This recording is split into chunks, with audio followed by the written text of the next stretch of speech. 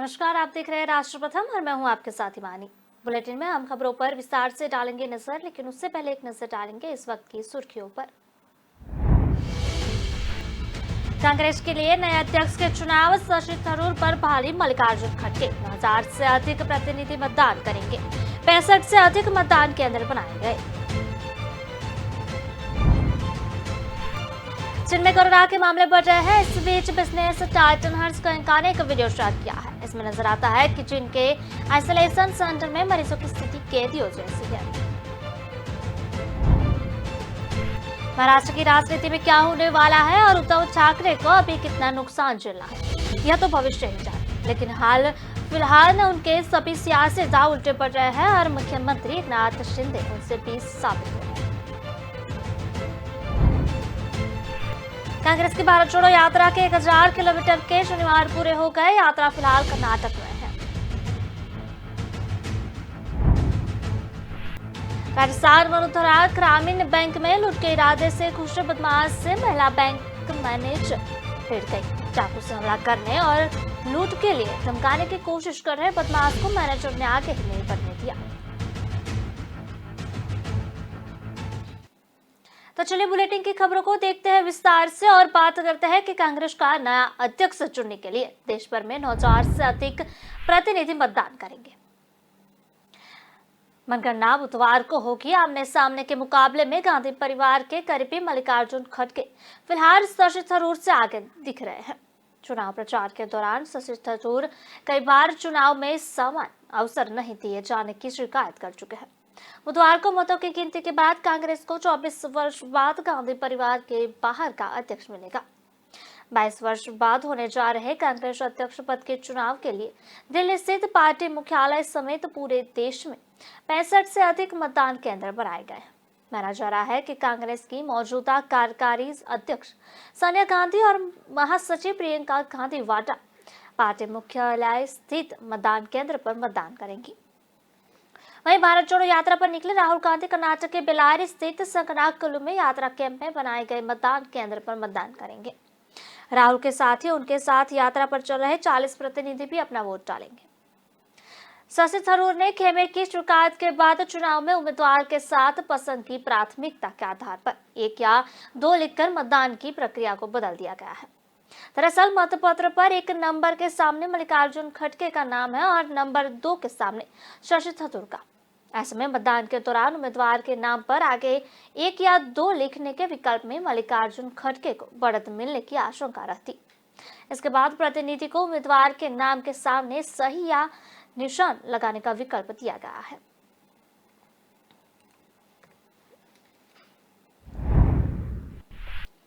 पूर्व मुख्यमंत्री और कांग्रेस प्रदेश अध्यक्ष कमलनाथ रविवार को राहुल गांधी की भारत जोड़ो यात्रा में शामिल हुए। कर्नाटक के बेल्लारी जिले में मौका में उन्हें राहुल गांधी के साथ पदयात्रा की। पदयात्रा में शामिल होने के बाद प्रदेश कांग्रेस अध्यक्ष कमलनाथ ने ट्वीट किया कि आज कर्नाटक के बेल्लारी पहुंचकर राहुल गांधी अपनी भारत जोड़ो यात्रा में शामिल हुए। भारत यात्रियों का उत्साह व हजारों की तादाद में उपस्थित जनता को इस यात्रा के प्रति स्नेह प्यार देखकर अभिभूत हुआ। उन्होंने एक अन्य ट्वीट में रामप्रसाद बिस्मिल की पंक्तियां शेयर करते हुए लिखा कि पलट देते हैं हम मौज हवादिस अपनी जरूरत से कि हमने आंधियों में भी चिराग अक्सर जलाए हैं। प्रदेश कांग्रेस अध्यक्ष ने भारत यात्रियों से भी मुलाकात की और उनके अनुभव जाने। कमलनाथ ने पूर्व मुख्यमंत्री दिग्विजय सिंह समेत प्रदेश के अन्य भारत यात्रियों से बातचीत की। कमलनाथ के साथ उनके बेटे और छिंदवाड़ा से सांसद नकुल नाथ भी थे। भारत जोड़ो यात्रा के मध्य प्रदेश में समन्वयक पीसी शर्मा ने भी राहुल गांधी के साथ कदम ताल की। पीसी शर्मा ने राहुल गांधी के साथ पदयात्रा में शामिल हुए। उनको प्रदेश में यात्रा के रूट के संबंध में चर्चा की। मध्य प्रदेश में राहुल गांधी की यात्रा दिसंबर के प्रथम सप्ताह में प्रवेश करना संभावित है। यात्रा बुरहानपुर जिले से प्रवेश करेगी। मध्य प्रदेश में 16 दिन में 382 किलोमीटर यात्रा चलेगी। बोजली, छंगाव, माखन, सनावद, बड़वाह, इंदौर, उज्जैन, आगर, सुरसनेर होते हुए राजस्थान की तरफ एंट्री करेगी। राहुल गांधी उज्जैन में एक बड़ी जनसभा को भी संबोधित करेंगे। बात करते हैं कोरोना केस की। चीन में कोरोना के मामले ज्यादा बढ़ रहे हैं। इस बीच टाइकुन हर्ष गोयनका ने एक वीडियो शेयर किया है। इसमें नजर आता है कि जिस चीन में आइसोलेशन सेंटर में मरीजों को रखा गया है, उनकी स्थिति कैदियों जैसी हो गई है। गोयनका ने जो वीडियो शेयर किया है उसमें कुछ जेल की बैरक जैसे कमरे दिख रहे हैं। सफेद रंग के इनबॉक्स में छोटी छोटी खिड़कियां खुलती है और पीपीई किट पहने एक व्यक्ति उसमें से कुछ देता है। गोयनका ने इसके साथ कैप्शन लिखा, अगर आप सोच रहे हैं कि यह जेल है तो आप गलत है। यह जेल नहीं है बल्कि चीन का कोविड आइसोलेशन सेंटर है। हालांकि अभी तक पता नहीं चल सका है कि वीडियो चीन के किस प्रांत का है। एक रिपोर्ट के मुताबिक इन आइसोलेशन सेंटर में कई गर्भवती महिलाएं और कोरोना संक्रमित बच्चे भी बंद हैं। संक्रमित लोगों को इस तरह के आइसोलेशन में देखकर हैरान है। यह वीडियो सामने आने के बाद लोग सोशल मीडिया पर प्रतिक्रियाएं दे रहे हैं। एक यूजर ने लिखा कि कुछ गड़बड़ लग रही है, इतनी तैयारी और सख्ती के बाद भी चीन में कोरोना के मामले बढ़ रहे हैं। समझ नहीं आ रहा है वो अब क्या छिपा रहे हैं। एक अन्य यूजर ने लिखा, मुझे लग रहा है कि चीन में कोई दूसरी खतरनाक बीमारी आ गई है। चीन ने बढ़ते कोरोना मामलों को देखते हुए फिर अपनी जीरो कोरोना पॉलिसी सख्त कर रहा है। देश के सार्वजनिक संस्थानों जैसे पार्क, शॉपिंग मॉल, थिएटर में प्रवेश के लिए कोरोना नेगेटिव रिपोर्ट दिखाना अनिवार्य हो गया है। 72 घंटे से ज्यादा पुराना रिपोर्ट स्वीकार नहीं की जाएगी।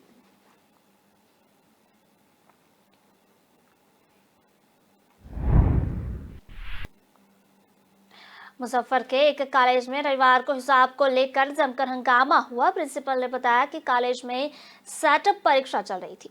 परीक्षा में कुछ लड़कियां हिजाब पहनने बैठी थी। शिक्षक को उन लड़कियों को ब्लूटूथ डिवाइस पहन होने का शक था। इस पर उन छात्राओं को हिजाब हटाकर कान दिखाने को कहा। इस पर लड़कियां भड़क गई और परिजनों को बुला लिया। छात्राओं ने आरोप लगाया कि शिक्षक ने जबरन हिजाब हटाने को कहा, उन्हें देशद्रोही बताया और पाकिस्तान जाने को कहा। हंगामा होने पर पुलिस भी पहुंची। बाद में प्रिंसिपल ने लड़कियों को समझाया और मामला शांत कराया। मामला महंत दर्शनदास महिला कॉलेज का है। कॉलेज के एक छात्रा आतिफा ने बताया कि कॉलेज में सेंटर परीक्षा ली जा रही थी। इस दौरान कुछ छात्रा हिजाब पहनकर परीक्षा देने पहुंची। क्लासरूम में शिक्षक रवि भूषण ने उन्हें कहा कि ब्लूटूथ लगाकर आई हो, हिजाब हटाओ। छात्रा ने कहा कि आप महिला गार्ड को बुला लीजिए, जांच कर लीजिए। अगर कोई भी आपत्तिजनक सामान निकला तो वे लोग बिना परीक्षा दिए ही चले जाएंगे। छात्राओं का आरोप है कि शिक्षक उनकी बात नहीं मानी, कहने लगे कि हिजाब हटाकर फेंक दो। छात्राओं ने शिक्षक शशि भूषण पर आरोप लगाया कि उन्हें छात्राओं को देशद्रोही तक डाला। कहने लगे कि रहते हो यहाँ और गाते हो वहां की हो, पाकिस्तान ही चले जाओ। इसी बात को लेकर छात्राएं भड़क गई और जमकर हंगामा करने लगी। फिर वे लोग बिना परीक्षा दिए ही बाहर निकल गए और गेट पर प्रदर्शन करने लगी। कॉलेज के प्रिंसिपल डॉक्टर कनुप्रिया ने कहा कि सब माहौल खराब करने की एक साजिश है। कॉलेज का इतिहास काफी पुराना है। सभी इंटर की छात्राएं हैं। लोगों को मोबाइल हटाने और ब्लूटूथ हटाने को कहा गया था, लेकिन इन्होंने इसे अलग इश्यू बना दिया और धर्म से जोड़कर विवाद करने लगे। सूचना मिलने पर मिठानपुर पुलिस ने थानेदार श्रीकांत प्रसाद सिन्हा मौके पर महिला सिपाहियों को लेकर पहुंचे। छात्राओं को समझाने की कोशिश की। वे लोग पुलिस से भी जमकर उलझी और खूब वाद विवाद हुआ। कुछ देर बाद कॉलेज की प्राचार्य डॉक्टर कानुप्रिया पहुंची। उन्होंने किसी तरह सभी को समझाकर शांत कराया। छात्राएं शांत हुई, फिर एग्जाम देकर वहां से चुपचाप बाहर निकल गई।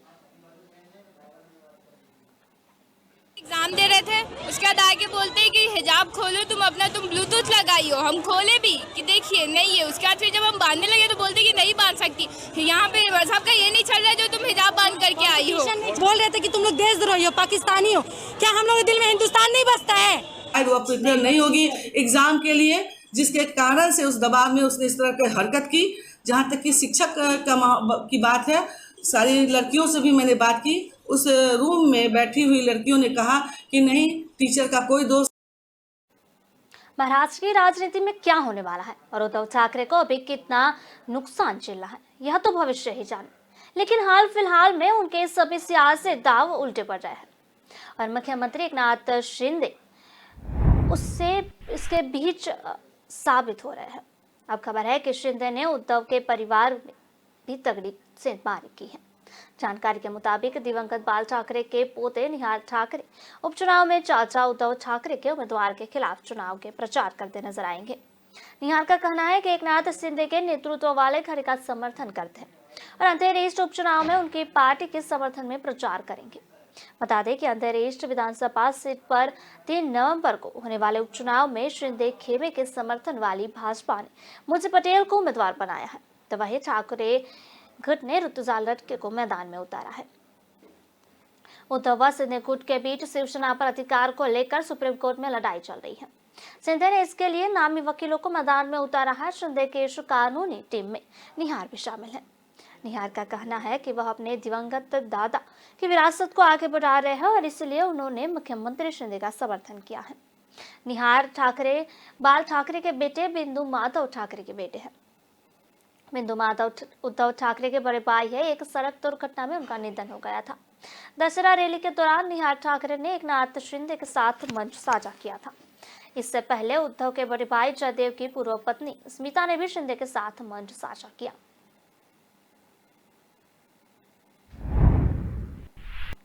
आम आदमी पार्टी ने गुजरात विधानसभा चुनाव के लिए 12 उम्मीदवारों की 5वीं सूची जारी कर दी। 5वीं सूची में पार्टी ने भुज से राजेश पंडोरिया, इदार से चंदीबाई परनामी, निकोल से अशोक गजरेरा, साबरमती से जसवंत ठाकुरी, टंकारा से संजय भट्टसन, कडिनार से वल्लभी भाई मकवाना, महुता से रवजीबाई सुमाबाई वाघेला, पारासिनोर से उदय से चौहान, मोरवा हदाव से बानाबाई डामोर, जालोद से अनिल करासिया, देदीपदा से चतर वसावा, व्यारा से बिपिन चौधरी सुबह को टिकट दिया गया है। उम्मीदवारों को चौथी सूची में 12 सीट शामिल है, जिनमें से 2 गरबाडा और खंडवी अनुसूचित जनजाति के लिए आरक्षित है। इन 12 में से 2 सीटों 2017 में कांग्रेस ने जीती थी, जबकि 10 पर भाजपा ने जीत दर्ज की थी। इन दर्जन पर सीटों में से 2 अमराईवाड़ी और वटवा अहमदाबाद शहर में है, जबकि 1 लिंबायत सूरत में है। गुजरात आप के अध्यक्ष गोपाल इटालिया ने बताया कि उम्मीदवारों की सूची में हिम्मतनगर सीट से निर्मल सिंह परमार, गांधीनगर दक्षिण से दौलत पटेल का नाम है। इसके अलावा कुलदीप वाघेला सानंद सीट से हैं, फटवा से विपिन पटेल, अमराईवाड़ी से भरत पटेल, कैसोद से राजूभाई चुड़ासमा, थसरा खेड़ा जिला से नटवर राठौर, पंचमहाल जिला शहर से तख्त सिंह सोलंकी, कलोल पंचमहाल जिला से दिनेश बारिया, गरबाड़ा से सुरेश भाभोर, लिंबायत सूरत से पंकज तायरे और खंडवी से पंकज पटेल को टिकट दिया गया है।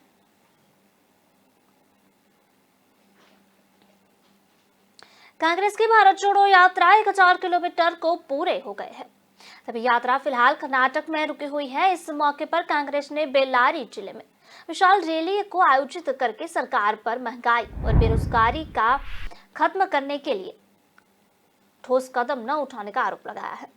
इस रैली में राहुल गांधी ने कहा कि प्रधानमंत्री पहले शिकायत किया करते थे कि गैस सिलेंडर का दाम 400 रुपए हो गया है, लेकिन अब जब इसका दाम 1000 रुपए से ज्यादा हो गया है तो क्या वे लोग इसका जवाब दे सकते हैं।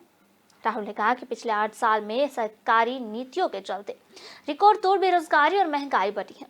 वहीं पार्टी के नेता धार्मिक मुद्दों को लेकर लोगों के बीच नफरत फैला रहे हैं। कांग्रेस ने 7 सितंबर को यह यात्रा शुरू की। भारत जोड़ो यात्रा तमिलनाडु के कन्याकुमारी से केरल, आंध्र प्रदेश, कर्नाटक, तेलंगाना, महाराष्ट्र, मध्य प्रदेश, गुजरात एवं राजस्थान, यूपी, दिल्ली, हरियाणा और पंजाब होते हुए केंद्र शासित प्रदेश कश्मीर तक जाएगी। राहुल की यह यात्रा करीब 3570 किलोमीटर की है। इस यात्रा के जरिए कांग्रेस 372 लोकसभा सीटों पर फोकस कर रही है। कन्याकुमारी से श्रीनगर के लिए निकली कांग्रेस की भारत जोड़ो यात्रा में कुल 119 भारत यात्री शामिल हैं। भारत यात्री यानी वे लोग जो 3570 किलोमीटर की यात्रा पैदल पूरी करेंगे। इनमें 32 महिलाएं भी है। यात्रा में सबसे ज्यादा यूपी से 16 यात्री हैं, लेकिन यह यात्रा सिर्फ 2 दिन रहेगी। दूसरे नंबर पर मध्य प्रदेश है, यहाँ से 11 लोग इसका हिस्सा बनेंगे। एमपी में यह यात्रा 16 दिन तक रहेगी।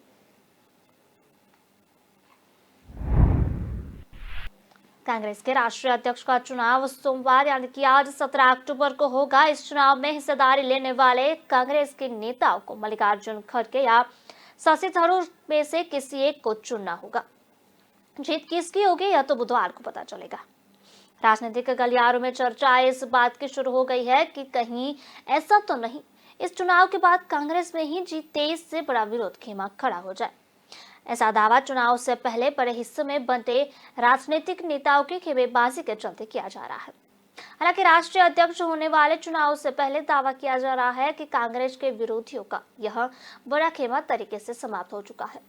दरअसल पार्टी के होने वाले राष्ट्रीय अध्यक्ष के चुनाव में जिस तरीके से पार्टी के नेता शशि थरूर का दर्द उभर कर सामने आया है, उससे इस बात के कयास लगाए जा रहे हैं कि कांग्रेस में अब विरोधियों का एक नया धड़ा सामने आएगा।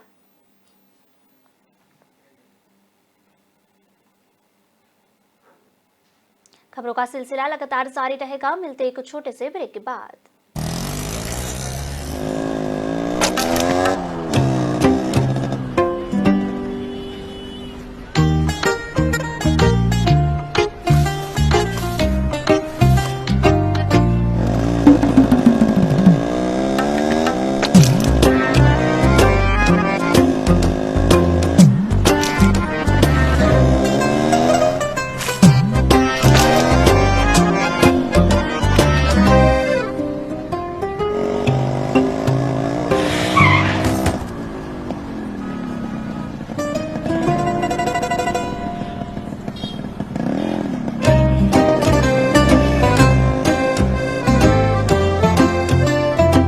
जब सोच सुंदर होगी तभी तो देश सुंदर होगा।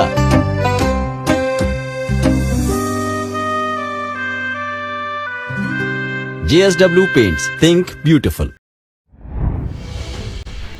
कर्नाटक के बेल्लारी में राहुल गांधी की भारत जोड़ो यात्रा के दौरान एक बड़ा हादसा हो गया। बताया जा रहा है कि इस यात्रा में शामिल 4 कार्यकर्ता करंट की चपेट में आ गए। पाकिस्तान के बलूचिस्तान प्रांत में हाईकोर्ट के पूर्व चीफ जस्टिस की गोली मारकर हत्या कर दी गई। हमलावरों ने शुक्रवार को खारान जिले में एक मस्जिद के बाहर मोहम्मद नूर मस्कान जई को गोली मारी है। पाली नगर परिषद ऑडिटोरियम हॉल में सुबह शॉर्ट सर्किट से लगी आग से लाखों रुपए का ऑडिटोरियम जल गया। सतलज यमुना लिंक नहर का निर्माण शुरू करने के लिए हरियाणा सरकार के प्रस्ताव को पंजाब के मुख्यमंत्री भगवंत मान ने सिरे से नकार दिया। छत्तीसगढ़ ओलंपिक आयोजन के दौरान खेले जा रहे कबड्डी में मैच में 31 साल की महिला खिलाड़ी की मौत हो गई है। राजस्थान मसूदरा ग्रामीण बैंक में लूट के इरादे से गुजरे बदमाशों से महिला बैंक मैनेजर भिड़ गई। चाकू से हमला करने लगे और लूट के लिए धमकाने की कोशिश कर रहे बदमाश के मैनेजर ने आखिर नहीं बढ़ने दिया। इसके बाद बैंक के कर्मियों ने उसे घेर कर पकड़ लिया और मामला श्रीगंगानगर मीरा चौकी क्षेत्र की है। रविवार को इसका वीडियो सामने आया है। पुलिस ने बताया कि शनिवार शाम करीब 4 बजे लविश और फिर टिशु अरोड़ा पुत्र सतपाल अरोड़ा ने बैंक में लूट की कोशिश की। आरोपी ने कर्मचारियों को मारने की धमकी देकर नकदी बैग में भरने को कहा। इस दौरान बदमाश की जेब से प्याज निकाल कर नीचे गिर गया। बैंक मैनेजर पूनम गुप्ता ने प्याज उठा लिया और बदमाश से भिड़ गई। स्टाफ ने मिलकर आरोपी को पकड़ लिया। बैंक कर्मियों ने बताया कि घटना के समय बैंक में करीब 35 लाख रुपए की नकदी थी। सूचना पर मीरा चौकी से इंचार्ज रामविलास बिश्नोई टीम के साथ मौके पर पहुंचे और आरोपी को हिरासत में ले लिया। बैंक में सुरक्षा गार्ड नहीं होने से बदमाश बड़ी आसानी से बैंक में घुस गया था। बैंक में शनिवार को अन्य दिनों की तरह कामकाज चल रहा था। शाम करीब 4:30 बजे एक आदमी चेहरा ढककर बैंक में घुस गया। चेहरे पर कपड़ा होने से बैंक के लोन मैनेजर प्रदीप कुमार ने उसे बाहर जाने को कहा। बाहर जाकर उसने अपना फोन खंगाला। उसके कुछ देर बाद वह वापस बैंक में आया।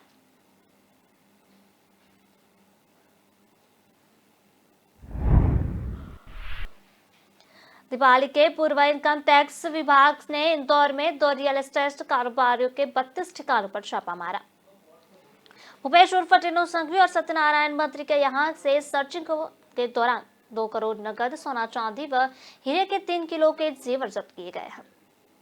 बताया जा रहा है कि इस संपत्ति का आयकर विभाग को हिसाब नहीं मिला। इंदौर के अलावा मुंबई में भी इन बिल्डरों के ठिकानों पर कार्रवाई की गई। आयकर विभाग ने इन बिल्डर से जुड़े दिलीप देव के प्रतिष्ठान HD वायर्स और देव्स बेकरी पर भी सर्चिंग की। कई बिल्डरों, ज्वेलरों, उसमें से इनसे जुड़े लोगों के घरों, प्रतिष्ठानों और ठिकानों पर कार्रवाई की है। विभाग ने अभी टैक्स चोरी व अन्य गड़बड़ियों का खुलासा नहीं किया है, लेकिन आशंका है कि बीते सालों में इन लोगों द्वारा करोड़ों की टैक्स चोरी की गई। इसके साथ ही कई प्रकार की गड़बड़ियां की गई। इनके जहां छापेमार कार्रवाई की गई, उनमें से एक बिल्डर कांग्रेस नेता का भाई है। आयकर विभाग ने देव्स बेकरी के सभी आउटलेट और एचडी वायर्स की सावे रोड स्थित फैक्ट्री पर भी दबिश दी।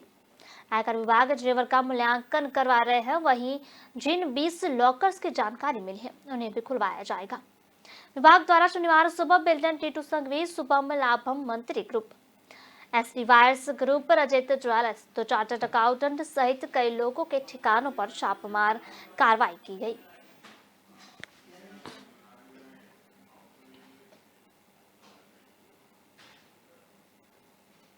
कर्नाटक के बेल्लारी में राहुल गांधी की भारत जोड़ो यात्रा के दौरान एक बड़ा हादसा हो गया।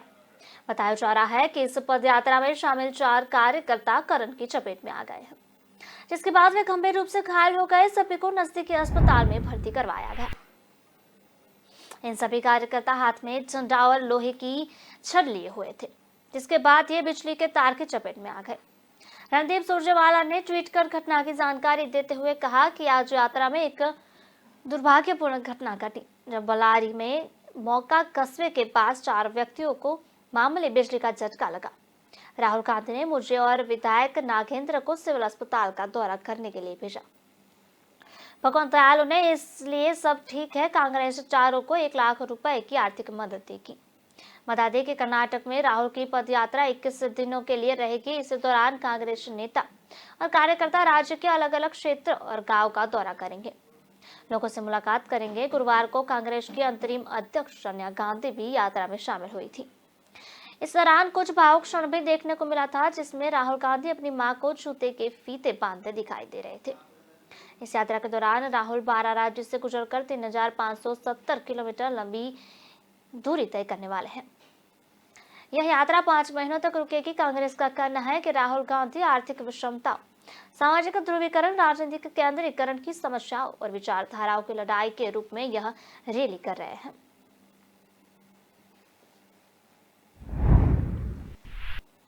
छिंदवाड़ा में पूर्व मुख्यमंत्री कमलनाथ ने एक बार फिर से मुख्यमंत्री शिवराज सिंह चौहान पर निशान साधा। उन्होंने कहा कि 18 साल में शिवराज सिंह चौहान 20,000 घोषणाएं कर चुके हैं। वे घोषणावीर बन चुके हैं। जहां नदी नहीं होती वहां भी पुल का निर्माण की घोषणा कर देते हैं। बीजेपी के पास अब पुलिस, पैसा और प्रशासन ही बचा है। जनाधार तो पहले ही वह खो चुके हैं। दरअसल नागपुर रोड स्थित सनाई लन में जीप और जनपद के सदस्यों और हारे हुए प्रत्याशियों व कार्यकर्ताओं के सम्मेलन को संबोधित कर रहे थे। उन्होंने कहा कि हमने 15 महीने की सरकार में 27 लाख किसानों का कर्ज माफ पहली किस्त में ही कर दिया था। आगे भी निरंतर यह प्रक्रिया जारी थी। षड्यंत्र रचकर बीजेपी ने सरकार लूट ली और हमें शेष किसानों का कर्ज माफ नहीं किया।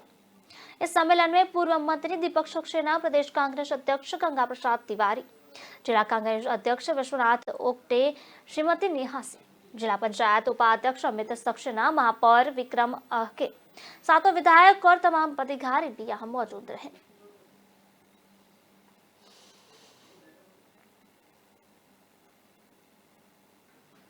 बात करते हैं पाकिस्तान के बलूचिस्तान प्रांत में हाईकोर्ट के पूर्व चीफ जस्टिस की गोली मारकर हत्या कर दी गई। हमलावरों ने शुक्रवार को खरान जिले में एक मस्जिद के बाहर मोहम्मद नूर मस्कनाई को गोली मारी। खरान एसपी ने बताया कि हमले में उन्हें पूरी तरह से घायल हो गए। इसके बाद उन्हें अस्पताल लाया गया, जहां उनका इलाज के दौरान उन्होंने अपना दम तोड़ दिया। मस्कान जई ने अपने ऐतिहासिक फैसले में रिबा आधारित बैंकिंग को शरिया के खिलाफ बताया था। मस्कान जई की मौत पर बलूचिस्तान के मुख्यमंत्री मीर अब्दुल कुसूद बिन जोज ने दुख जताया है। उन्होंने कहा कि मस्कान जई एक निडर जज थे, उनके सर्विस को भुलाया नहीं जा सकता। आतंकी अपने इस कायराना हमले से देश को डरा नहीं सकते। क्वेटा बार एसोसिएशन यानी कि क्यूबे के प्रेसिडेंट अजमल खान कक्कर ने भी मस्कान जई के हत्या की निंदा की है। उन्होंने कहा कि पाकिस्तान का हर नागरिक मस्कान जई की मौत से दुखी है। खान ने हमलावरों की गिरफ्तारी और उनके खिलाफ कठोर कार्रवाई की मांग की है। बलूचिस्तान में शुक्रवार को एक कार में किए गए विस्फोट में 3 लोगों की मौत हो गई थी, जबकि 4 लोग घायल हुए थे। यह हमला मस्तुंग जिले के काबू इलाके में एक लोकल लीडर की गाड़ी में किया गया था। पिछले कुछ महीनों में पाकिस्तान में सुरक्षा व्यवस्था को लेकर कई सवाल खड़े हुए। पाकिस्तान के स्टेट लॉ मिनिस्टर शहादत हुसैन ने भी आतंकी हमले बढ़ाने की बात कही। Pakistan institute for conflict and security studies की रिपोर्ट के मुताबिक अगस्त की तुलना में सितंबर में आतंकी हमले बढ़े हैं।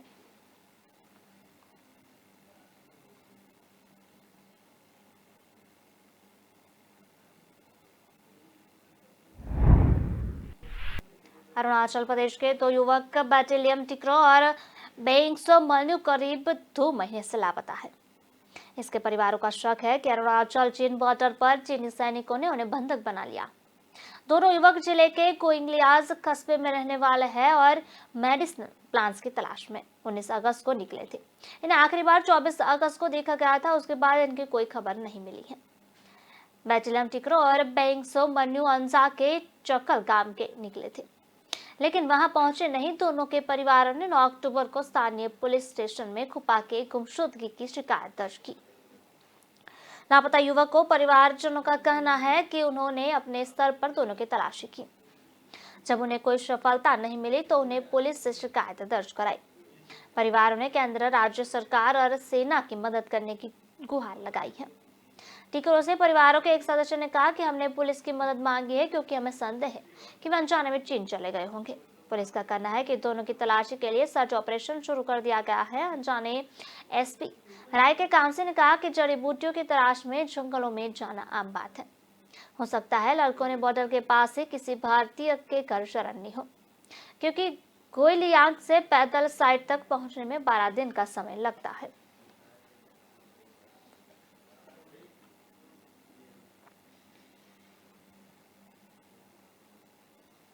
पाली नगर परिषद ऑडिटोरियम हॉल में शनिवार सुबह शॉर्ट सर्किट का हादसा हुआ और आग लग गई। इसमें लाखों का ऑडिटोरियम जल गया। सीलिंग टूटकर नीचे गिर गई। हालांकि सारी सीटें स्टेज दीवारों पर लगी लकड़ी की सीलिंग में जलकर राख हो गई है। आग बुझाने नगर परिषद और रिको की दमकलें जुट रही। करीब 2.5 घंटे लग गए आग को काबू पाने में। इस आग ने नगर परिषद के फायर सेफ्टी सिस्टम पर सवालिया निशान खड़े कर दिए हैं। पूरे शहर को फायर सेफ्टी के ज्ञान देने वाले नगर परिषद के अधिकारी अपने ऑडिटोरियम हॉल को बचाने के लिए भी पुख्ता फायर फाइटिंग सिस्टम डेवलप नहीं कर सके। मामले में नगर परिषद आयुक्त ब्रजेश राय का कहना है कि सुबह सायरन बजा था, लेकिन सफाई कर्मी समझ नहीं पाए। धुआं उठने पर आग लगने का पता चला तो तुरंत फायर ब्रिगेड को कॉल किया। प्रारंभिक जांच में सामने आया कि ऑडिटोरियम हॉल के स्टेज पर आग लगी। संभवतः शॉर्ट सर्किट में आग लगी। बता दें कि सुबह नगर निगम ऑडिटोरियम हॉल से धुआं उठता देख बड़ी संख्या में लोग मौके पर पहुंचे। हॉल में लगी आग के कारण छत की सीलिंग टूटकर नीचे गिर चुकी थी। दरवाजों तक की आग की लपटें पहुंच रही थी। मौके पर नगर परिषद और रिको के दमकल कर्मी आग बुझाने में जुट नजर आए। इधर आग लगने की खबर मिलने पर नगर परिषद सभापति रेखा भगती, आयुक्त ब्रजेश रॉय सहित कई पार्षद मौके पर पहुंचे। ज्यादा आग न फैले इसलिए फर्स्ट फ्लोर के कांच को पत्थर मारकर तोड़ दिया। सूचना पर पुलिसकर्मी भी मौके पर पहुंचे और आग पर काबू पाने में करीब 2.5 घंटे लग गए।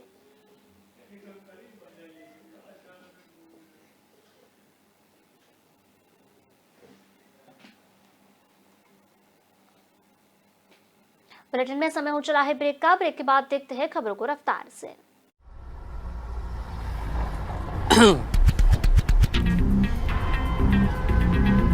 इस लड़की की जल्दबाजी का जो बोझ है इसे दुनिया नहीं समझ सकती। ये कैब से जाएगी, ये ऑटो से जाएगी। इसके मोबाइल पर ऐप खुला हुआ है, ये कैब से जाएगी। इसका एक हाथ हवा में है, ये ऑटो से ही जाएगी। कैब से, ऑटो से, कैब से, ऑटो से, कैब, ऑटो, कैब। ऑटो। या खुदा, ये तो रैपिडो से जाएगी। रैपिडो से। Rapido, the smartest choice always. Safe भी, तेज भी। ऐप खोलो, बुक करो, Go Rapido.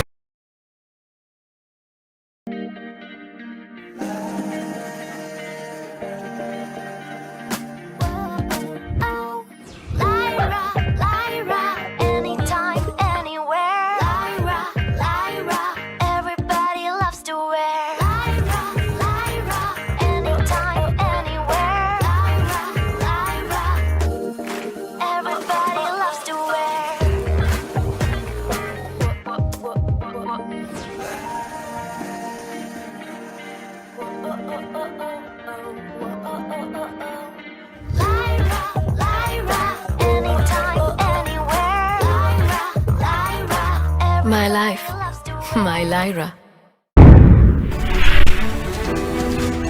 प्रधानमंत्री नरेंद्र मोदी ने 75 जिलों में 75 डिजिटल बैंकिंग इकाइयों का राष्ट्र को समर्पित किया।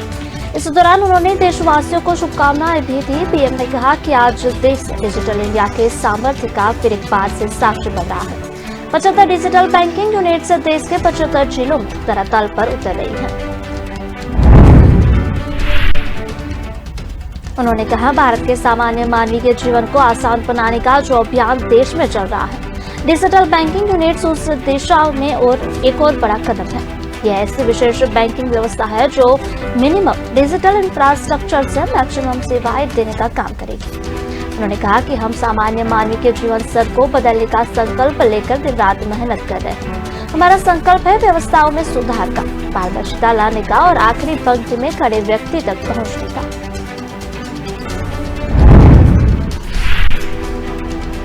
प्रधानमंत्री नरेंद्र मोदी ने कहा, भाजपा सरकार ने 2 चीजों पर एक साथ काम किया। एक है बैंकिंग व्यवस्था को सुधारना, मजबूत करना और पारदर्शिता लाना, और दूसरा काम वित्तीय समावेशन लाना। उन्होंने कहा, हमने बैंकिंग सेवाओं को दूर में घर घर तक पहुंचाने का सर्वोच्च प्राथमिकता दी। आज भारत के 99% से ज्यादा गाँव में 5 किलोमीटर के अंदर कोई न कोई बैंकिंग ब्रांच, बैंकिंग आउटलेट या फिर बैंकिंग मित्र मौजूद है। आज देश में हर 1 लाख वयस्क आबादी पर जितनी बैंक शाखाएं मौजूद है वो जर्मनी, चीन और दक्षिण अफ्रीका जैसे देशों से भी ज्यादा है।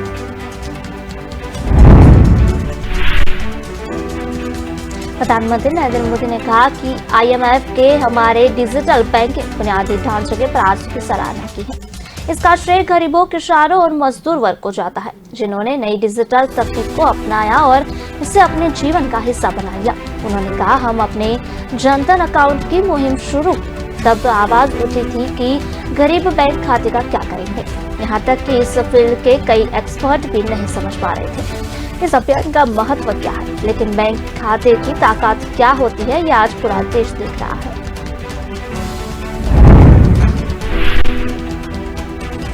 केंद्रीय गृह मंत्री अमित शाह ने मध्य प्रदेश के भोपाल ग्वालियर में 1 दिवसीय दौरे पर पहुंचे। इस दौरान उन्होंने भोपाल के लाल परेड ग्राउंड में MBBS हिंदी पाठ्य पुस्तक का विमोचन किया।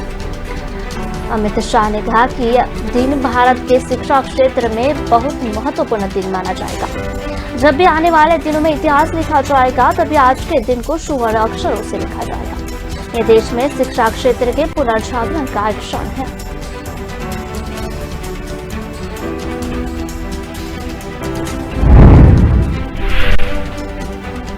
अमित शाह ने कहा कि नई शिक्षा नीति में पीएम मोदी ने प्राथमिक शिक्षा, टेक्निकल और मेडिकल शिक्षा में बच्चे की मातृभाषा को अहमियत देकर ऐतिहासिक निर्णय लिया है। वहीं शिवराज सिंह सरकार ने देश में सबसे पहले मेडिकल की शिक्षा हिंदी में शुरू करके प्रधानमंत्री की इच्छा को पूर्ति की है।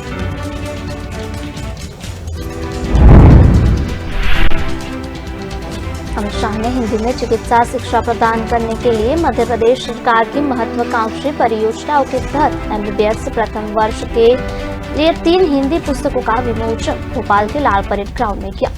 जिन 3 पुस्तकों का विमोचन किया गया उनके नाम एटोनॉमी, फिजियोलॉजी एवं बायोकेमिस्ट्री है, जिन्हें 97 चिकित्सकों की टीम ने प्रचलित अंग्रेजी पुस्तकों का हिंदी रूपांतरण किया है।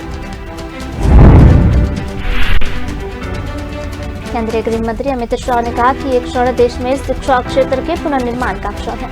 उन्होंने मध्य प्रदेश सरकार को बधाई देते हुए कहा कि सबसे पहले मेडिकल की शिक्षा हिंदी में शुरू करके शिवराज सिंह ने प्रधानमंत्री मोदी की इच्छा पूरी की है। उन्होंने कहा कि जो लोग मेडिकल इंजीनियरिंग में मातृभाषा के समर्थक हैं, उनके लिए आज का दिन बड़ा है। अब हमें अपनी भाषा में शिक्षा मिलेगी। अब कोई बच्चा भाषा की वजह से पढ़ाई नहीं छोड़ेगा। अमित शाह ने कहा कि मध्य प्रदेश के चुनावी घोषणा पत्र में इस बात का जिक्र था। कर्नाटक के हसन जिले में देर रात को करीब 11 बजे एक टेम्पो की पब्लिक ट्रांसपोर्ट और मिल्क टैंकर के साथ टक्कर हुई। इस हादसे में 4 बच्चों समेत 9 लोगों की मौत हुई है, जबकि 10 लोग घायल हुए हैं। हादसा हसन जिले के अरासीकेरे तालुके में गांधीनगर के पास हुआ। टेम्पो में कुल 14 लोग सवार थे, इसमें 9 की मौत हो चुकी है। बताया जा रहा है कि शिवमोगा की ओर जा रही बस ने टेम्पो को टक्कर मार दी। इससे टेम्पो ड्राइवर ने कंट्रोल खो दिया और विपरीत दिशा से आ रहे मिल्क टैंकर से जा गिरा। इसके चलते टेम्पो दोनों गाड़ियों के बीच फंस गया। हादसे में घायल 2 लोगों की हालत गंभीर है, उन्हें अस्पताल में एडमिट कराया गया है।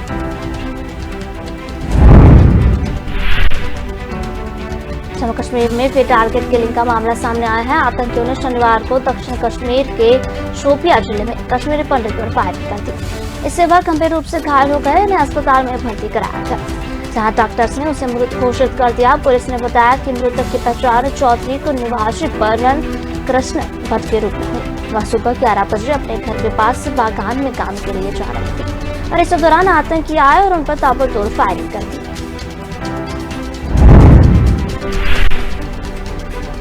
दक्षिण कश्मीर के डीआईजी सुजीत कुमार ने कहा कि KFF आतंकवादी संगठनों ने पूरन कृष्ण भट्ट हत्या का दावा किया।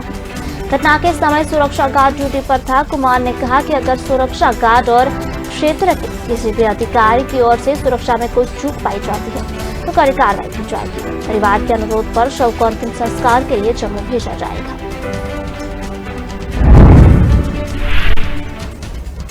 पूरन कृष्ण भट्ट के रिश्तेदारों को कहना है कि भट्ट के परिवार ने 90 के दशक में जब कश्मीरी पंडितों को घाटी छोड़ने के लिए मजबूर किया गया था तभी पलायन किया था। भट्ट के 2 बच्चे हैं, बेटी 7वीं में और बेटा 5वीं क्लास में पढ़ता है। घाटी में बढ़ रही हत्याओं की वजह से भट्ट अपने घर से बाहर भी नहीं निकलते थे, घर के अंदर ही रहते थे। उन्होंने बताया, इस घटना के बाद हम सभी बहुत डरे हुए हैं।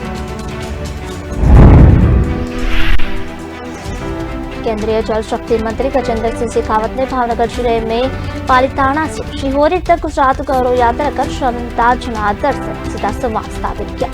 शेखावत ने जनसभाओं में कहा कि गुजरात की जनता ने अपने वोट की ताकत से मोदी को दिल्ली तक पहुंचाया है, जिससे आज देश नए सुधारों के साथ बदल रहा है। गुजरात के एक मत ने देश को सशक्त करने का काम किया है। शेखावत ने कहा कि गुजरात का गौरव गाना आज पूरी दुनिया गाती है, विकास की कलम से लिखी कहानी भी दोहराती है। पीएम मोदी द्वारा निर्मित गुजरात का विकास मॉडल आज देश ही नहीं बल्कि पूरी दुनिया में अपनी पहचान रखता है। यह मॉडल गुजरात का गर्व है, जो नवाचार से अंतिम कतार के व्यक्ति का जीवन बेहतर बनाने का उत्कृष्ट उदाहरण है। उन्होंने कहा कि भावनगर जिले में यात्रा को मिल रहा अपार जन समर्थन बताता है कि मोदी जनता के हृदय में अमिट स्थान रखते हैं। भावनगर जिले के शिहोरी में आयोजित जनसभा में शेखावत ने प्रत्येक मत की कीमत की व्याख्या की। आम आदमी पार्टी के नेता और राज्यसभा सांसद राघव चड्ढा ने अमूल दूध की बड़ी कीमतों को लेकर केंद्र की मोदी सरकार पर जमकर निशान साधा। चड्ढा ने कहा कि सरकार की गलतियों का खामियाजा कई भारतीय परिवारों को भुगतना पड़ रहा है। दरअसल दिवाली के त्योहारों से पहले अमूल डेयरी ने दूध की कीमत में जबरदस्त बढ़ोतरी की है। अमूल ने फुल क्रीम दूध की कीमत 61 रुपए से बढ़ाकर 63 रुपए कर दी, जिससे आम लोगों को इस फेस्टिवल के सीजन में बड़ा झटका लगा है। कीमत बढ़ाने के बाद दूध अब पेट्रोल से टक्कर देता नजर आ रहा है और आम आदमी की कमर तोड़ रहा है। उन्होंने कहा कि आज अमूल ने दूध की कीमतों पर 2 रुपए प्रति लीटर की बढ़ोतरी की है। इस उदासीन सरकार की गलतियों का खामियाजा कई भारतीय परिवारों को भुगतना पड़ रहा है। इससे पहले 6 अक्टूबर को सरकार पर निशान साधते हुए उन्होंने कहा था कि दूध की कीमत फिर बढ़ने वाली है और इसका कारण चारे की कीमत में बेरकटोक बढ़ोतरी, लंपी वायरस का प्रसार है। राज्यसभा सांसद ने कहा कि सिर्फ 1 साल में चारे की कीमत और मांग दोनों 3 गुना बढ़ी है। उदाहरण के लिए राजस्थान और मध्य प्रदेश में चारे की कीमतें 400 से 600 रुपए प्रति क्विंटल से बढ़कर 1100 से 1700 रुपए प्रति क्विंटल हो गई है। उन्होंने कहा कि कुछ सालों से किसान चारे के बजाय बाकी फसलों की बुवाई करना ज्यादा पसंद कर रहे हैं। चारे की कीमतें अगस्त में 9 साल के सबसे ऊंचे स्तर 25.54% तक पहुंच गई।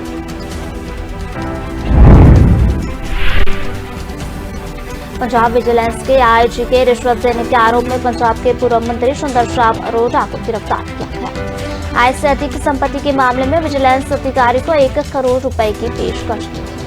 50 लाख रुपए एडवांस लेकर चंडीगढ़ पहुंचे, जहां इन्हें गिरफ्तार कर लिया गया।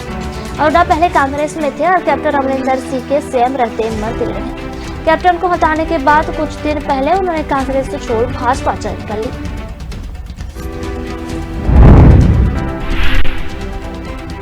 विजिलेंस ब्यूरो यानी कि विबी पंजाब ने पूर्व मंत्री सुंदर श्याम अरोड़ा को ब्यूरो में एक सहायक महानिरीक्षक यानी कि आईजी को 50 लाख रुपए की रिश्वत देने के आरोप है।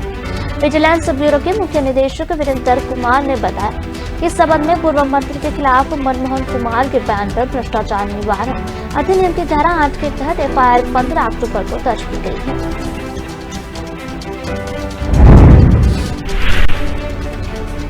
मुख्य निदेशक ने बताया कि आईजी मनमोहन कुमार ने शिकायत की है कि अरोड़ा ने उनसे 14 अक्टूबर को मुलाकात की और उनके खिलाफ दर्ज सतर्कता जांच में पक्ष लेने के लिए उन्हें 1 करोड़ रुपए की पेशकश की।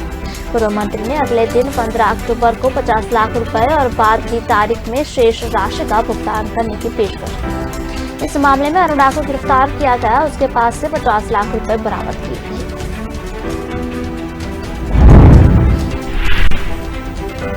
गिरफ्तारी के बाद विजिलेंस की एक टीम रात भर लगभग 11 बजे उनके होशियारपुर स्थित घर पहुंची, जहां लगभग 2.5 घंटे तक घर की तलाशी की गई। परिवार के कुछ सदस्यों ने बताया कि टीम में शामिल अधिकारियों ने उनकी गिरफ्तारी की बात बताई। परिजनों ने आरोप लगाया कि पंजाब सरकार नाजायज ही तंग कर रही है।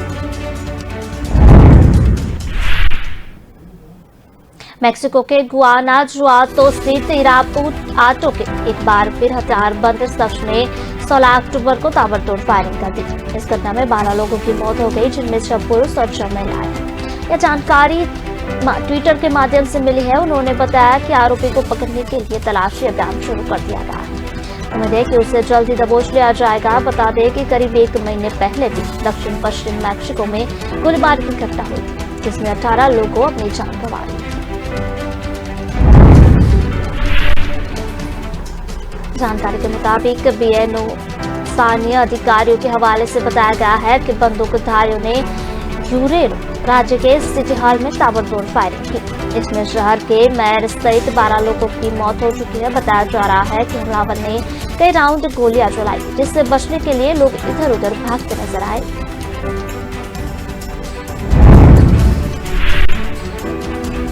इस घटना को लेकर मैक्सिको के एक पत्रकार ने ट्वीट किया है। उन्होंने बताया कि इस मामले में 20 से ज्यादा लोगों की मौत होने की आशंका है, जिनमें 12 साल के बच्चे की मौत की पुष्टि हो चुकी है। बता दें कि यूरेरो वायलेंसिया भी भीतर इसका इलाका है, जहां इस वक्त मेले की तैयारियां चल रही है। यूरेरो के गवर्नर एमिलियनो पिनेडिया ने मेयर कॉनराडो मेंडोजा अल्मेडा की हत्या और इस घटना पर दुख जताया। बता दें कि मैक्सिको में गोलीबारी की घटनाएं लगातार अंजाम दी जा रही हैं। बिहार में निकाय चुनाव टलने का असर बिहार की राजनीतिक पार्टियों पर साफ दिख रहा है। बिहार में इन दिनों जेडीयू और बीजेपी के बीच जुबानी जंग जोर शोर से जारी है। दोनों दल इन दिनों अपने आप को अति पिछड़ों का हितैषी बनी हुई और दूसरे दल को आरक्षण का विरोधी बता रही है। इसी क्रम में आज जेडीयू के वरिष्ठ नेता उपेंद्र कुशवाहा ने एक प्रेस कॉन्फ्रेंस आयोजित कर कॉलेज और यूनिवर्सिटी की बहालियों के आंकड़ों के साथ बीजेपी को अति पिछड़ों का विरोधी बताया। साथ ही साथ बीजेपी को आड़े हाथ लेते हुए कई आरोप भी लगाए।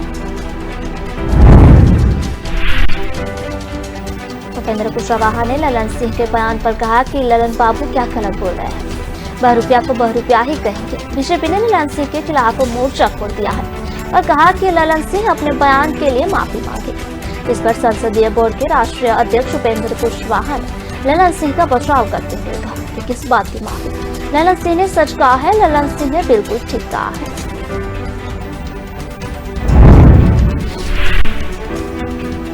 उन्होंने उपेंद्र कुशवाहा ने बीजेपी पर हमला बोलते हुए कहा कि नीतीश कुमार की देन है कि आज बीजेपी सत्ता का सुख भोग रही है, उसने माफी मांगने जैसी कोई बात कहा है। उपेंद्र कुशवाहा ने कहा कि अगर समता पार्टी नहीं होती तो बीजेपी के लोग 7 जन्म में भी सत्ता पर कब्जा नहीं हो पाते। समता पार्टी और नीतीश कुमार की देन है कि आज बीजेपी केंद्र की सत्ता में है।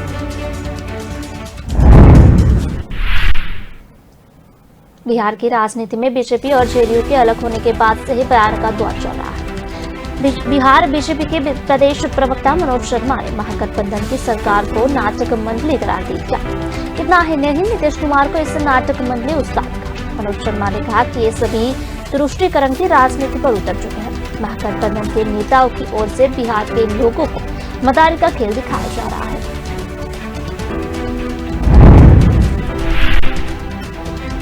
बीजेपी में पूर्व विधायक ने महागठबंधन पर दर्ज कसते हुए कहा कि महागठबंधन की प्रस्तुति के तौर पर मदारी नाम के नाटक का मंचन किया जा रहा है, जिसमें नीतीश कुमार उस्ताद की भूमिका है तो जेडीयू के राष्ट्रीय अध्यक्ष ललन सिंह जमुरा के रोल निभा रहे हैं। आरजेडी सुप्रीमो लालू प्रसाद यादव के निर्देशन में महागठबंधन की प्रस्तुत जिम्मेदारी दिखाया जा रहा है।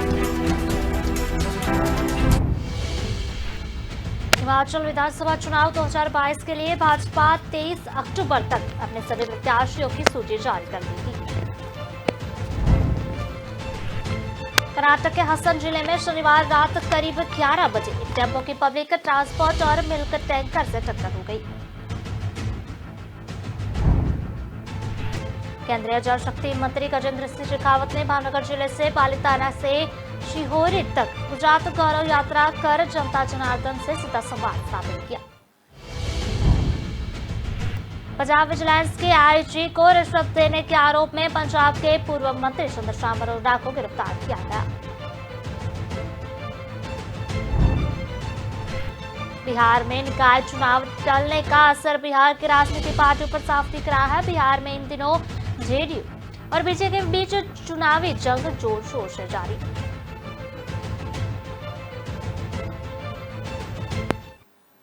दुर्ग की ट्रैफिक पुलिस अब हाईटेक हो गई है। वह नेशनल हाईवे पर लगने वाले जाम से निपटने के लिए गूगल मैप का सहारा लेगी।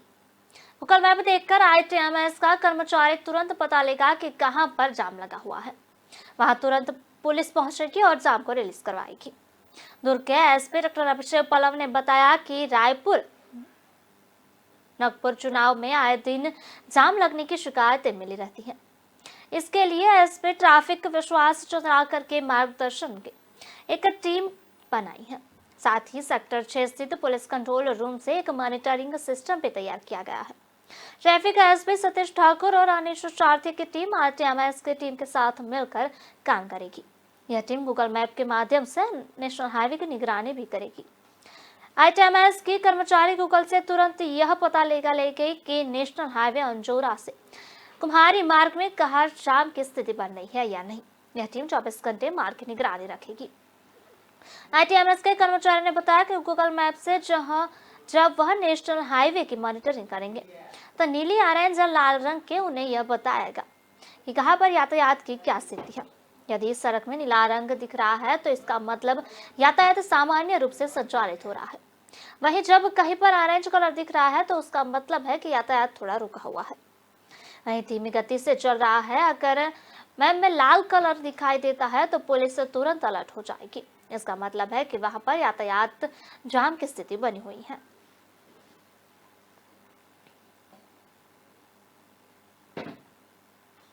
सतलज यमुना लिंक नहर का निर्माण शुरू होने के लिए हरियाणा सरकार के प्रस्ताव को पंजाब के मुख्यमंत्री भगवंत मान ने सिरे से नकार दिया। उन्होंने कहा कि नहर का काम शुरू करने का कोई सवाल ही पैदा नहीं होता, क्योंकि पंजाब के पास हरियाणा को देने के लिए एक बूंद भी पानी नहीं है।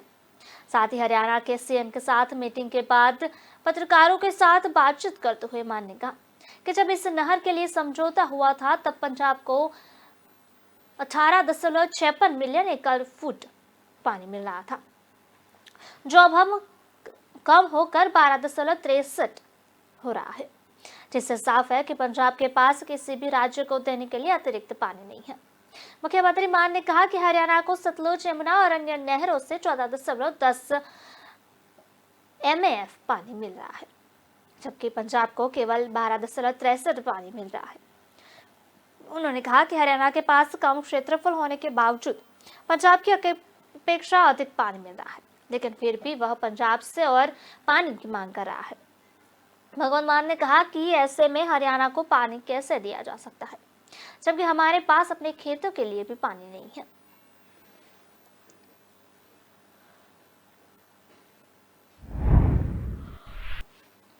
हरियाणा के गृह एवं स्वास्थ्य मंत्री अनिल विज ने एसवाईएल मुद्दे पर टिप्पणी करते हुए पंजाब सरकार और दिल्ली के मुख्यमंत्री पर निशान साधा है।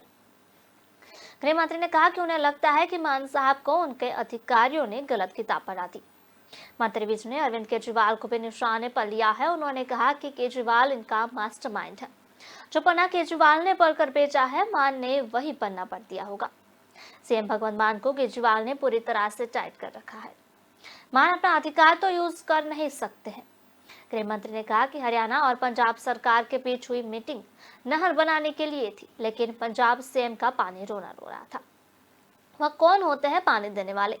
पानी हिमाचल से आ रहा है, हिमाचल से किसको कितना पानी मिले, उसके लिए ट्रिब्यूनल बना हुआ है। हिमाचल जितना पानी हरियाणा को देगा वह हम ले लेंगे, लेकिन वार्ता रास्ते की है।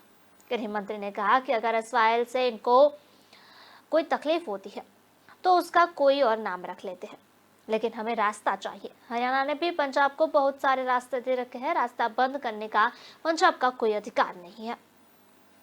ने कहा कि सीएम भगवंत मान ने जो जमीन डिनोटिफाई करने की बात कही है वह हरियाणा की जमीन है। हरियाणा सरकार ने उनके पैसे दिए हैं, उस जमीन को डिनोटिफाई करने का पंजाब सरकार को अधिकार नहीं है। वह जमीन वापस में हमें दिलाई जाए और अच्छी यही है कि हमें रास्ता दे दे। छत्तीसगढ़ ओलंपिक आयोजन के दौरान खेले जा रहे कबड्डी की मैच में एक 30 साल की महिला खिलाड़ी की मौत हो गई। कोडागांव की रहने वाली आदिवासी महिला मैच के दौरान ही मैदान पर बेहोश होकर गिर गई थी। भारतीय जनता पार्टी और महिला के परिजन अब स्थानीय प्रशासन पर आरोप लगा रहे हैं। कहा जा रहा है कि समय पर एम्बुलेंस नहीं मिलने की वजह से महिला को मौत हो गई है। मामला कोडागांव के जिले के बांजी वन मैदान का है। 14 अक्टूबर को यह छत्तीसगढ़ ओलंपिक का आयोजन किया गया था। गांव की महिला शांति मडावी यहाँ कबड्डी खेलने पहुंची थी। खेलते खेलते शांति अचानक बेहोश हो गई, वह मैदान पर गिर पड़ी। भागकर घर वाले शांति के करीब आए और आनंद फानन में उसे जिला अस्पताल लेकर पहुंचे। शांति के पति उमेश मडावी ने कहा कि जिला अस्पताल वालों ने महिला को रायपुर भेजने की बात कही थी। सिटी स्कैन में पता चला कि सिर में ब्लड जम रहा है। परिजन उसे रायपुर लेकर आए, मगर अस्पताल पहुंचने के 5 मिनट बाद ही डॉक्टर ने शांति को मृत घोषित कर दिया। रायपुर के पचपेड़ी नाका स्थित प्राइवेट अस्पताल में मौत की खबर सुनकर भाजपा नेता अनुराग अग्रवाल परिजनों से मिलने पहुंचे। अनुराग ने परिजनों से बात की तो पता चला कि कोडागांव के जिला अस्पताल से जब महिला को रायपुर रेफर किया गया तो वहां सरकारी एम्बुलेंस खराब होने की बात कह दी गई। परिजनों से अस्पताल वालों ने कह दिया कि अपने स्तर पर व्यवस्था करके मरीज को रायपुर ले जाए। मरीज के परिजन देर तक परेशान होते रहे, उन्हें वक्त पर एम्बुलेंस नहीं मिली। यदि एम्बुलेंस समय पर मिल जाती तो महिला की जान आज बचाई जा सकती थी।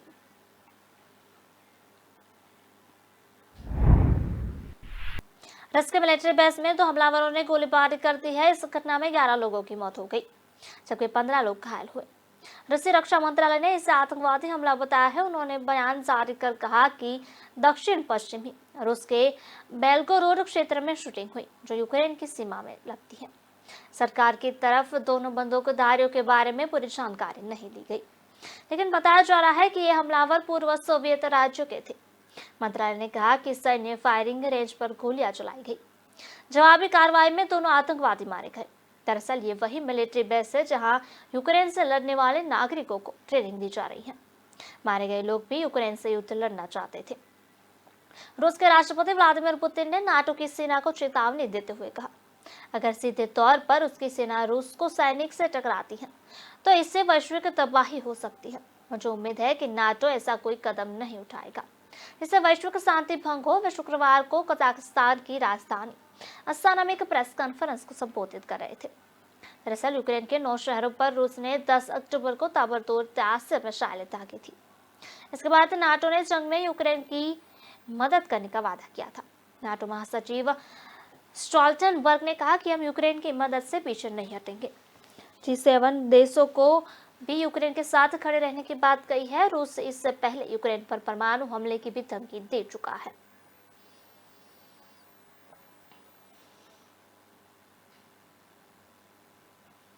हिमाचल विधानसभा चुनाव 2022 के लिए भाजपा 23 अक्टूबर तक अपने सभी प्रत्याशियों की सूची जारी कर देगा। वहीं टिकटों के आवंटन को लेकर दिल्ली में इलेक्शन की कमेटी यानी कि CEC की अहम बैठक होने वाली है। इसमें पार्टी हाईकमान को लेकर भाजपा कोर ग्रुप के पदाधिकारी भाग लेंगे। पदाधिकारियों के मुख्यमंत्री जयराम ठाकुर, भाजपा प्रदेश अध्यक्ष सुरेश कश्यप, भाजपा प्रदेश प्रभारी अविनाश राय, त्रिलोक जम्वाल, त्रिलोक कपूर, राजीव सैजल सहित कई नेता शामिल हैं। टिकटों को लेकर बैठक में जो चर्चा होगी, इस रिपोर्ट को पार्लियामेंट्री में बोर्ड के समक्ष रखा जाएगा। इसमें भाजपा राष्ट्रीय अध्यक्ष JP नड्डा, केंद्रीय गृह मंत्री अमित शाह होंगे। बता दें कि इलेक्शन कमेटी की बैठक से पहले शनिवार को भाजपा कोर ग्रुप की बैठक रखी गई थी, जो किन्हीं कारणों से रद्द कर दी गई। बैठक केंद्रीय मंत्री अमित शाह के नेतृत्व में होनी थी, जो नहीं हो सकी। ऐसे में अब सीधे इलेक्शन कमेटी की बैठक में टिकटों को आवंटन के बारे में मंथन किया जाएगा। बता दें कि चुनाव टिकटें तय करने में जितनी देर होगी, प्रचार के लिए उम्मीदवारों को उतना कम वक्त मिलेगा। भाजपा से वर्तमान मुख्यमंत्री जयराम ठाकुर सबसे बड़े दावेदार हैं। अगर 2017 की तरह कोई बड़ा उलटफेर हुआ तो केंद्रीय मंत्री अनुराग ठाकुर भी सेम का चेहरा बन सकते हैं। हिमाचल में मिशन रिपीट पर निकली बीजेपी के 8 से 12 सीटिंग एमएलए के टिकट कट सकते हैं। 1-2 मंत्रियों की सीटें भी खतरे में है। पार्टी के इंटरनल सर्वे और वर्करों के फीडबैक के बाद भाजपा इनकी जगह नए चेहरे को मौका देने के फॉर्मूले पर काम कर रही है। 5 साल की एंटी इनकम्बेंसी और लोकल चेहरे के प्रति इस नाराजगी काट की है। चेहरा बदलो, फार्मूला नहीं।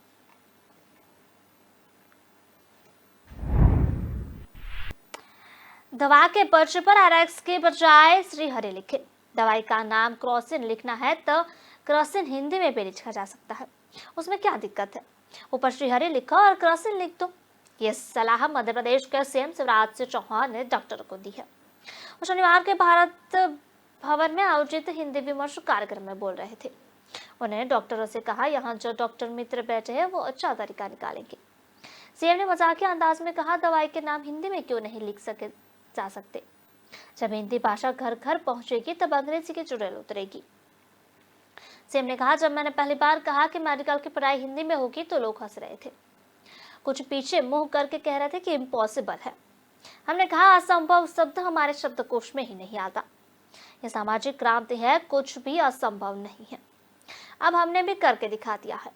हिंदी विश्व सम्मेलन हम भोपाल में लेकर आए थे, हिंदी हम ही कर रहे हैं। समाज में हिंदी को चाहने वाले लोगों के साथ व्यापक विमर्श करना चाहिए। इसलिए आज भोपाल के हर वर्ग के लोग चिकित्सक मित्र यहाँ बैठे हैं। रीढ़ को लोह पथगामिनी नहीं कहेंगे, लीवर को यकृत कह के ही जरूरत नहीं है। सीएम शिवराज ने कहा कि मुझे ज्यादा कुछ कहना नहीं है, क्योंकि हमें करना है। हिंदी विश्वविद्यालय उसी का परिणाम था। यह अलग बात है कि कम सफर हुआ या ज्यादा। गांव में डॉक्टर की जरूरत हिंदी में लिखेंगे, उसमें क्या दिक्कत है? दवाई का नाम क्रोसिन लिखना है तो क्रोसिन हिंदी में नहीं लिखी जा सकती है, उसमें क्या दिक्कत है? क्या परेशानी? ऊपर श्रीहरि लिखो और क्रोसिन।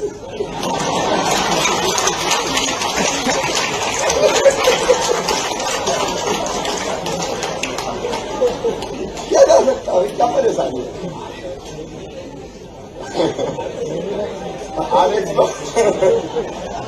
अब डॉक्टर मित्र बैठे और तरीके निकालेंगे। कर्नाटक के हसन जिले में शनिवार रात करीब 11 बजे एक टेम्पो की पब्लिक ट्रांसपोर्ट और मिल्क टैंकर के साथ टक्कर हो गई।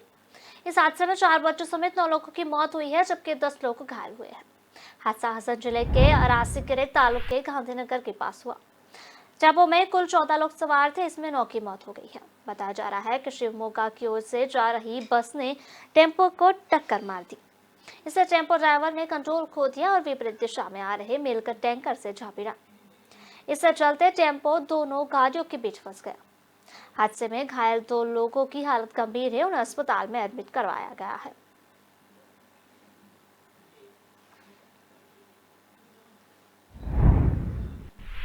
जम्मू कश्मीर में फिर टारगेट किलिंग का मामला सामने आया है। आतंकियों ने शनिवार को दक्षिण कश्मीर के शोपियां जिले में कश्मीरी पंडित पर फायरिंग कर दी। इससे वह गंभीर रूप से घायल हो गए, उन्हें अस्पताल में भर्ती किया गया है, जहां डॉक्टर्स ने उसे मृत घोषित किया है। पुलिस ने बताया कि मृतक की पहचान चौधरी से पूरन कृष्ण भट्ट के रूप में हुई है। वह सुबह 11 बजे अपने घर के पास बागान में काम किए जा रहे थे और इसी दौरान आतंकी आए और उन पर ताबड़तोड़ फायरिंग कर दी। इसके बाद उन्हें तत्काल अस्पताल में भर्ती कराया गया। पुलिस ने बताया कि हमलावरों को पकड़ने के लिए इलाके की घेराबंदी की गई है।